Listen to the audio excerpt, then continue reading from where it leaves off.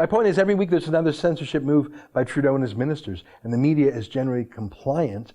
I showed you more than a year ago this insane threat from Trudeau to Sheryl Sandberg, the billionaire chief operating officer of Facebook, where Trudeau told her that if Facebook doesn't censor his critics in the upcoming election, he would censor them through regulation of Facebook. Other than that first story in the Star, I've never heard anything more about this from any other media, including the Star again. Have you?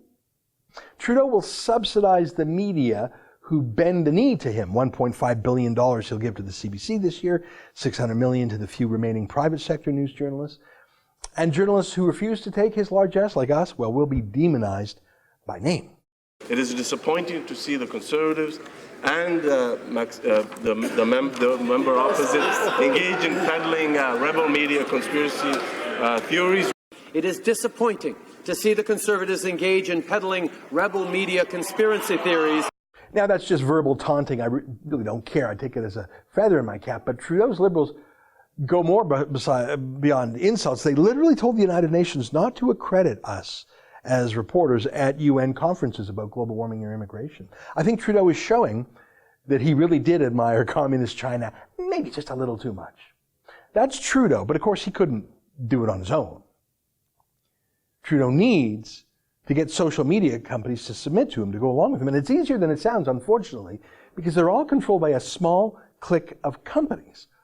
All of them headquartered in Silicon Valley, which is just a fancy way of saying San Francisco, the most left-wing city in America. That small clique of companies, Google, which also owns YouTube, Facebook, which also owns Instagram, Twitter, and a few others, they control, 99% of all internet communications by ordinary citizens, and they control, 99.99% of all organized journalism. Try running a news website if you've been deplatformed by them.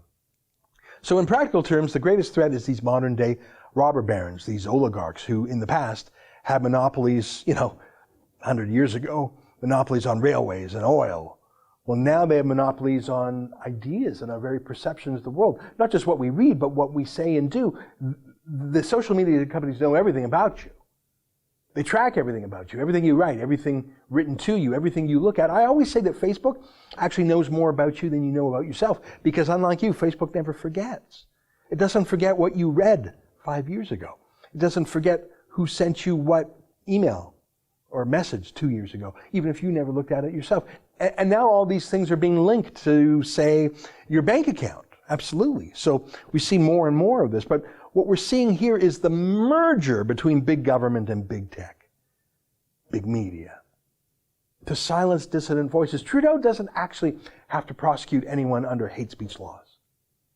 He just has to have a staffer make a phone call to his friends at Facebook or YouTube, and it's all done privately. No fuss, no muss, no paper trail, no hearing, no right to appeal. Just do it.